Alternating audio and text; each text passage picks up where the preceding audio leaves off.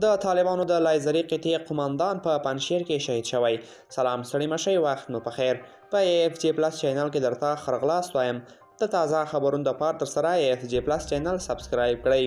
پنجشیر کې ځایي سرچینې وایي چې په دغه ولایت کې د طالبانو لایزري قطعې قماندان د مقاومت جبهې له وسلوالو سره په نښته کې شهید شوی دی. سرچینې یکشنبه د غبرګولي پر 15مه له اشتیسوب ورځپاڼې سره په خبرو کې وویل چې د قماندان حمزه نومېده او د بدخشان د خستک درې اصلي اوسېدونکی و. د سرچینو په خبره حمزه یوه اونۍ وړاندې له خپلو ځواکونو سره د پنجشیر جګړې ته استول شوی و. طالب چارواکو تر اوسه په دې تړاو څه نه دي ویلي. د یادونې وړ ده چې په تېرو څو ورځو کې زیات شمېر بدخشاني طالبان له مقاومت جبهې سره د جګړې په موخه په پنجشیر او د بغلان په اندراب کې ځای پر ځای شوي دي. دوستان دا و زموږ د نن ورځې چمتو کړی خبر. تر بیا ښه وخت.